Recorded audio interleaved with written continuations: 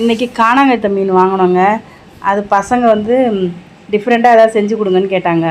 அதனால் மீன் பொரிச்சது செய்ய போகிறோம். அது எப்படி செய்யலான்னு பார்க்கலாம் வாங்க. ஃபஸ்ட்டு மீனை க்ளீன் பண்ணி எடுத்துக்கிட்டு அது மேலே ஒரு 4 கோடு போட்டுக்குங்க. அதை மீனை வறுத்து எடுக்கணும். அதுக்காக மிளகாத்தூள், தனி மிளகாத்தூள் கொஞ்சம் போட்டுக்கிட்டு மஞ்சத்தூள் கொஞ்சம் போட்டுக்குங்க.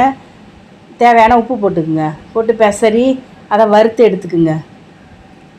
அதுக்கப்புறம் வானலை வச்சு கொஞ்சம் எண்ணெயை ஊற்றிட்டு அதில் கொஞ்சம் கடுகு போட்டுக்குங்க. அதுக்கப்புறம் வெங்காயம் போடுங்க.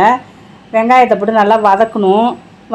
வதக்கிட்டே இருக்கக்குள்ள கொஞ்சம் உப்பு போட்டுக்குங்க. அதில் உப்பு போட்டுட்டு நல்லா வதக்கிட்டு அதுக்கப்புறம் தக்காளி போடுங்க. தக்காளியை போட்டு அது நல்லா வதங்கினோடனே அதையும் நல்லா மிளகாத்தூள் போட்டுக்குங்க. இப்போ மிளகாத்தூள் போட்டுட்டு கொஞ்சம் மஞ்சத்தூள் போட்டுக்கிட்டு இதை வதக்குங்க. நல்லா கிரேவி பதத்துக்கு நல்லா கொஞ்சம் கெட்டியாக வர மாதிரி கொஞ்சம் தண்ணி ஊற்றிட்டு நல்லா வதக்கணும்.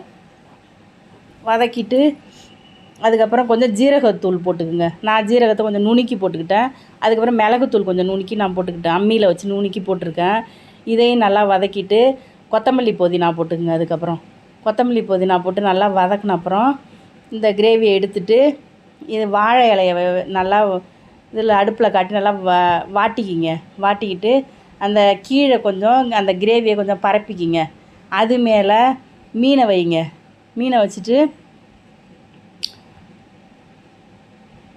அதுக்கப்புறம் கொஞ்சம் தேவையான அளவுக்கு கிரேவி வச்சுக்குங்க. அதுக்கப்புறம் அது மேலே மீனை அந்த பொரிச்சு எடுத்த மீனை வச்சுக்குங்க. மீனெல்லாம் அடுக்கிட்டு அதுக்கப்புறம் அது மேலே கிரேவி கொஞ்சம் மீன் மேலே கொஞ்சம் கிரேவியை வச்சுட்டு இந்த வாழை இலையை நல்லா மடிச்சுட்டு இது கட்டிக்கிங்க. வாழை நார் நூல் ஏதாவது வச்சு கட்டிக்கிங்க. கட்டிட்டு தோசைக்கல் மேலே இந்த நம்ம கட்டினதை எடுத்து வச்சுட்டு கொஞ்சம் கீழே தோசைக்கல் கீழே கொஞ்சம் தண்ணி ஊற்றணும்.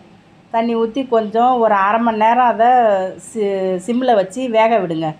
வேக விட்டுட்டு எடுத்து பாருங்கள். நல்லாயிருக்கும் சாப்பிட்றதுக்கு. நீங்களும் செஞ்சு பாருங்கள். சூப்பராக இருக்கும்.